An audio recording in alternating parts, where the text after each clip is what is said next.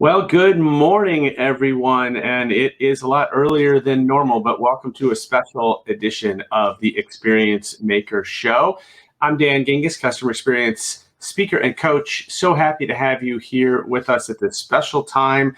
I actually got interrupted by not one, but two different events that I'm participating in later, and very excited about both of them. However, they went over our normal live time here on the show. So we decided to do it a little bit earlier. And my guest today was very, very accommodating. Super excited to introduce you to Clare Muscutt. She is the CEO of Women in CX, the founder and director of CM Experience, and the author of How to Be Awesome at CX. I love the title of that book, and I know she's going to help us become awesome as well. Clare, welcome to the show. Hey, hi everyone. So glad to have you, and I know you're not feeling well today, so thank you so much for being here anyway, and we'll try to go easy on you today. Thank you. Be gentle with me. So tell us a little bit about yourself and how did you get to where you're at today? Wow, this is a long story. I'll try and keep it the brief version. So I guess I started like a lot of people right on the front line of customer service, working as a waitress while I was working my way through college and university. And I just discovered this huge passion for serving customers. I literally loved it. I loved going to work. And while I was studying for my master's in marketing, so fellow marketeer, I worked my way up to being almost a deputy general manager living on site. And when I got on the graduate schemes, they offered me a hotel and restaurant at the age of 23. And yeah, just went straight in there in the operations side of CX. And I think really began to understand there the power of focusing on employee and customer experience in order to drive the commercial results. And imagine me, like a 23-year-old girl, and all my peers were like older, middle-aged guys. And I'd be saying, oh, but if I just try it this way, I think it's going to work. And they were all like, no, it's about control and profit management and profit protection. And I got all these amazing results. And then I took a bit of a crash course through probably every single possible angle on CX, from data and insights through to quality management, propositions in the marketing team, and spent basically 15 years of my career iterating a model of CX design that delivered huge commercial results.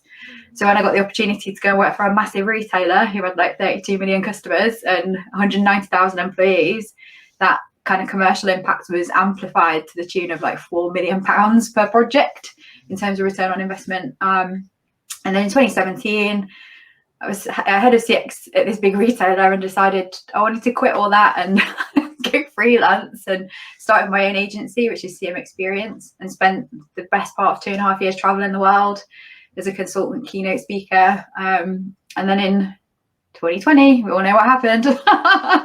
The diary emptied, all the client work got put on hold because of budget cuts. And yeah, I had to find a new angle on CX, which is where I started my podcast, Women in Customer Experience. And it was out of the desire to connect with people at that time, because I was living by myself, absolutely petrified with my business going down the drain. And yeah, it created this whole new avenue where I recognised more women needed the kind of platform that we'd created on the podcast. And 2 weeks ago, on International Women's Day, we launched our beta test for the online community. And we now have almost 50 women in the community beta testing our online platform proposition, and 300 waiting to join us. And that's how amazing. I got to today. That's amazing. I love that pivot. That's terrific. Just want to remind people that are watching us live, if you'd like to ask a question to Clare or to me, feel free to use the comments in whatever platform you are watching on, Facebook, Twitter, or LinkedIn. We'd be happy to get your comments on the screen and get your questions answered. So I think it's such an interesting pivot, and the women in CX thing is particularly interesting. So help me understand because I am not a woman in CX. Help me understand the combination of women and CX. Tell me, what does that equal? You know what I'm saying? Like, obviously we could talk about groups of women in any industry, but why is it important that you're gathering women in CX? I guess it's the world's first online community for women in customer experience. So nothing existed previous to this. So there was a gap. I think when I talk to the women in the community, quite often they don't see women as well represented at leadership level. So, you know, I think only something like in the UK, 16% of women have the senior jobs, for example. I think similarly with the majority of thought leaders, especially in Europe, they tend to be guys. And we're just trying to figure out when 70% of the workforce in CX are women, especially at the front line, working things like contact center jobs, why that doesn't translate to the senior jobs and leadership as well. So we're presently a cohort of women together trying to identify the barriers that are holding us back. And as a group of women, I think probably 8 out of 10 of us talk about having things like imposter syndrome or a lack of confidence or less confidence to go out and reach for the opportunities we're not sure we're qualified for. And I think what we've also seen is like the CX community is quite insular outside. So everybody is kind of related to CX in a way that's a professional context, whereas all the women that have joined this community are from the periphery, so work in marketing, technology, less so in CX as we know it. And we also think there's a huge opportunity there to redefine what the future of CX looks like. So there's like lots of women that are coming from marketing backgrounds, for example, and we're having completely different conversations than I normally hear. And we're all really excited about that. What are we going to come up with where we've actually got people who are working in the different roles that contribute to CX? So rather than focusing on CX as a discipline, we're focusing on the customer and employee experience more directly. So I think women plus customer experience plus a safe space to learn, network and grow together is going to equal incredible things, and hopefully the opportunity to reshape the future of CX. Yeah, I love that. And I think it is so important. You and I've talked about this offline that, you know, we both sort of sit at that intersection of CX and marketing. And I think more and more as I talk to clients, that marketing is becoming that place where CX is happening. And it makes a lot of sense to me because if you think about the first customer experience that we have with a brand is often a result of marketing or advertising. That's the first time we hear of a brand. And also, the marketing team is largely responsible for making the promises that the rest of the company has to deliver on. So it would make sense that they were somehow connected to the actual delivery so that they're not promising things that, you know, the company can't do. So I do think it makes sense. It's the right place. It also separates a little bit. I think CX really was born out of the contact center, but, you know, we all know that customer service is but one piece of CX. And somebody else smarter than I once said, customer service is what happens when customer experience breaks. Yes, I love that quote. I think that's great. Yeah. And so I do think it makes sense to sort of pull it out of the contact center. The contact center is extraordinarily important to CX, but it's not the only part of CX. So I think it's really interesting what you're doing.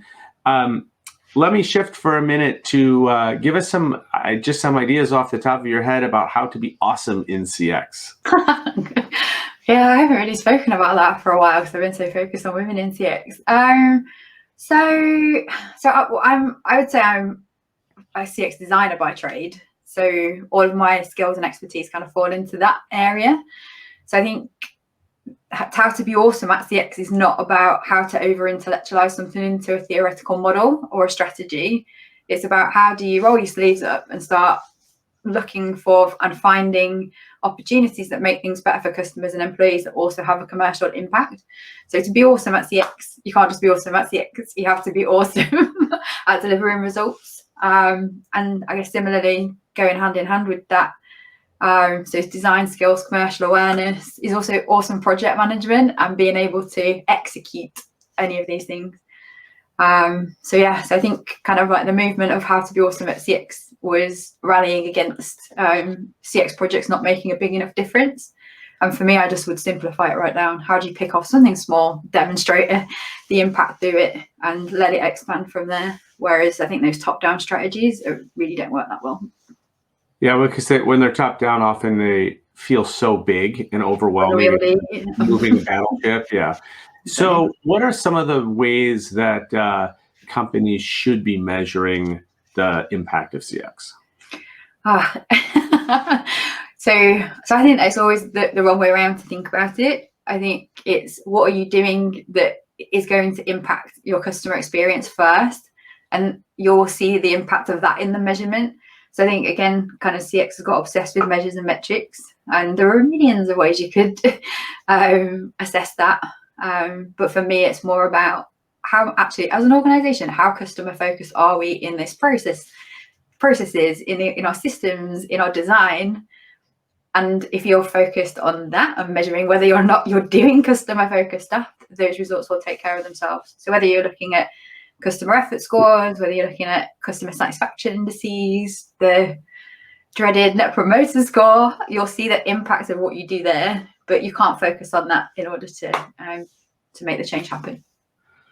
Sure, I agree with you. I think where I was going, though, was if I'm trying to convince an executive that focusing on this customer experience stuff is important, right? Yeah. They're going to tell me probably, I don't know if I care so much about customer effort score. That doesn't make me money. And you would say, oh, but it does make you money because, and that's kind of what I'm getting at is, so for example, I'm a believer that one of the best ways to measure customer experience impacts is to look at your retention rate. Because if you can, as I like to talk about, plug the leaky bucket of people walking out the back door of your company because they're not being treated well, that in and of itself is going to change your economics entirely. I worked for a company once that in order to net out $1 million in sales had to sell $1.4 million. That was just because of all the people leaving on the other end, right? That is not sustainable. Right. Yes. And if you plug that and now that 400,000 is still there, you've just completely changed the dynamics. So retention is one thing. Others that you like to look at? Sorry, I completely misunderstood your question. It was still a really interesting answer. For anyone who's watching, I'm suffering with a really bad migraine today, so my brain is a little bit more fuzzy. I think like wherever there's customer pain, there's cost associated with it. There's going to be, without doubt.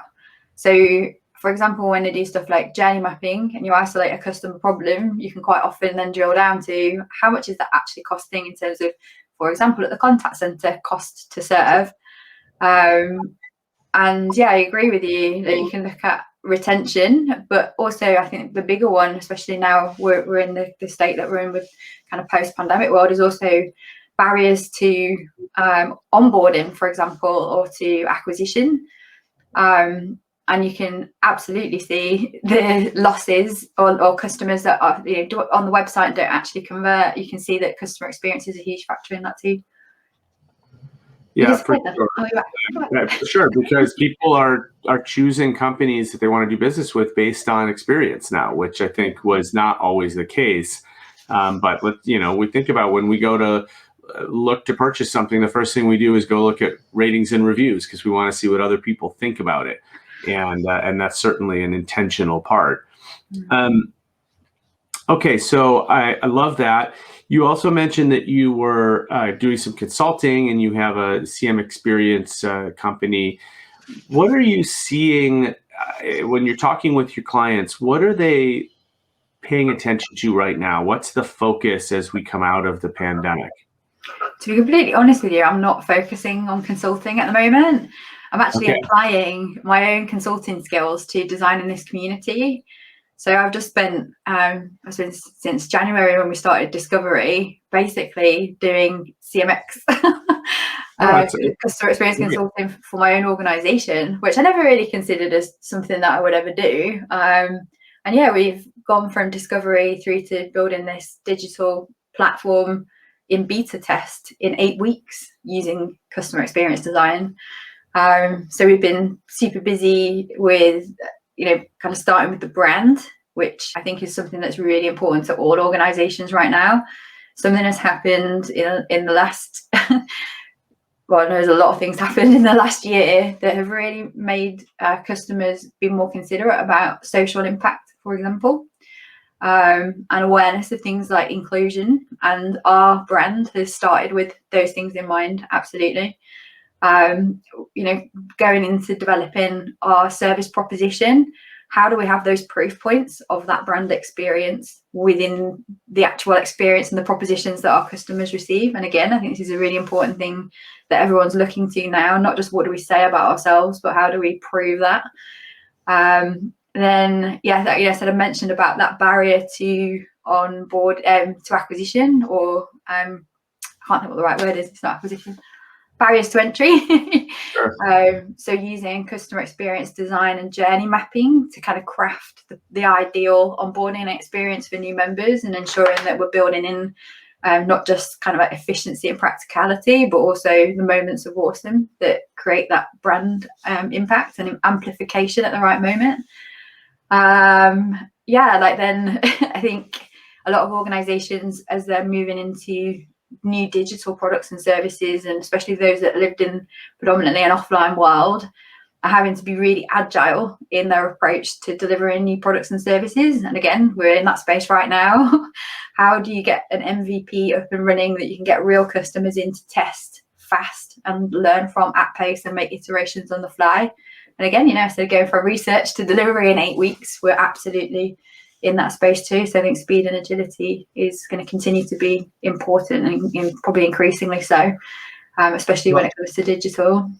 Not to mention, your level of difficulty was raised when you decided that you were going to provide customer experience for customer experience people. I know. Tell me about it. It's been the most nerve-wracking thing.